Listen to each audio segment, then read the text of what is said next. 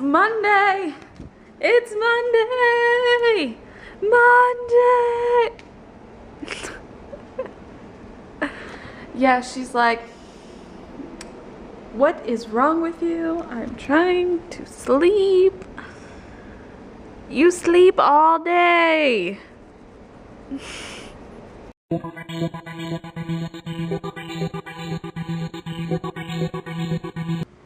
Two baby lizards. They're so tiny. Look at them. Apparently watching Top Gun the other day did nothing to get this song out of my head. It is stuck in there permanently. You're okay, I promise. You're okay.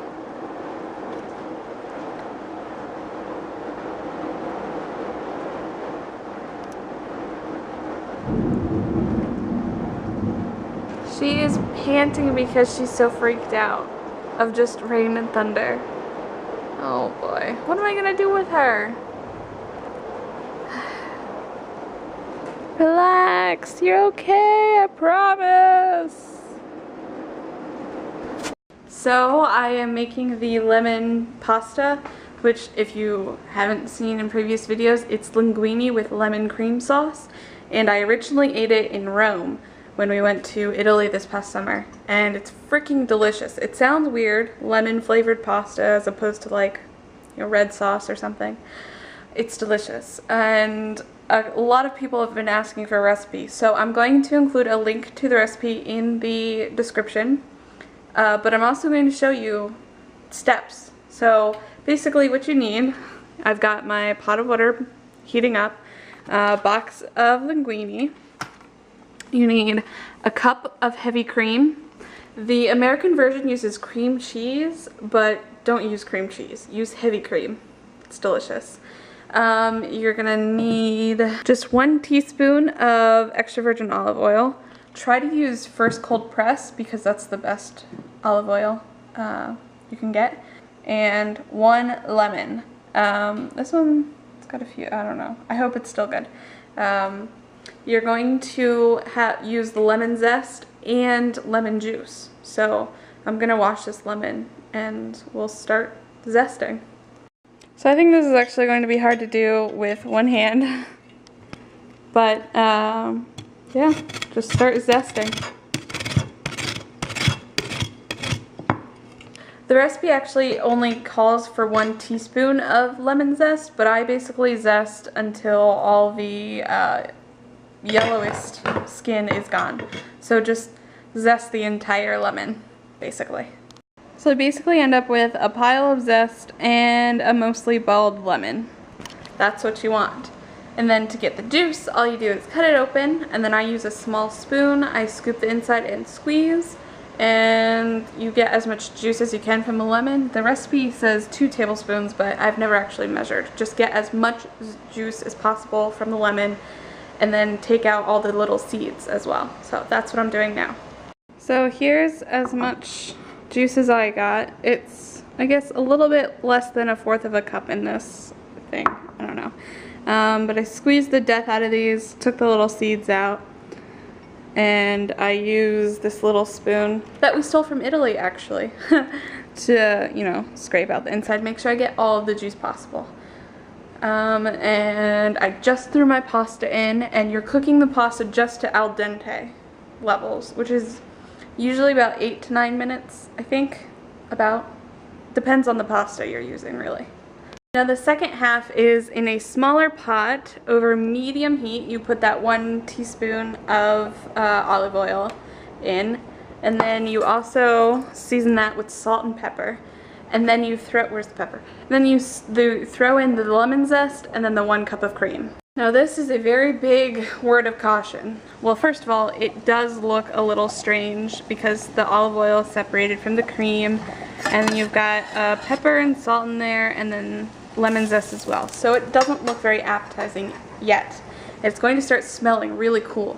But you have to watch this because you have to let it boil for 8 minutes, roughly. I usually let it go a little bit longer because I put it on before the heat is all the way up, so it heats and then boils. And it says boil for 8 minutes. you have to watch this sucker, because when it starts boiling, the cream will come over and will boil over very, very easily. So if you're gonna do this, well, I actually do these two things at the same time. The pasta is boiling and my cream sauce is starting to set up. So be very, very, very careful if you're doing this together. I recommend for the first time doing the pasta first and then setting it aside and then doing the cream second as separately, because yeah, it boiled over on me last time, so just a word of caution. And when you drain the pasta, you're actually going to keep about a cup of pasta water. You're not going to use the entire cup of pasta water, but keep it anyway. And then you put the pasta back into the pan. So this is at the end of 8 minutes. It's bubbling. I just turned the heat off so it could get a little bit thicker. It doesn't get very thick. It's just I want the lemon and cream to get even better. The pasta's returned here, and also I had my mom actually dump the pasta, because if you don't stir this like every few seconds, it's gonna boil over. So if you have somebody else with you and you want to do them at the same time, work together. Got pasta water. Now the lemon juice is in there. Mix it up. All that's left to do, you pour this into the pasta. And then I just add like a splash of the pasta water, and it's raining. And then just use this and you mix it around. Make sure the pasta is well coated in the sauce. And you can also season it with pepper or salt. Actually, it just says salt for seasoning, but I have my mom who doesn't like salt very much, so I don't add any salt here, and then I just add salt to my personal dish of pasta. And that's really it. It's done. Just keep mixing it until it smells so good. It really does. Just keep mixing it. And don't add too much pasta water. I think I might have actually added a little bit too much. So when you splash in the pasta water, just do a splash, literally. And I believe you can add a sprinkling of basil on top or parsley. Either one works. I haven't tried it with the one that I've made here, but if you want that seasoning, you can add it. So. And that is how I make linguine with lemon cream sauce. Enjoy!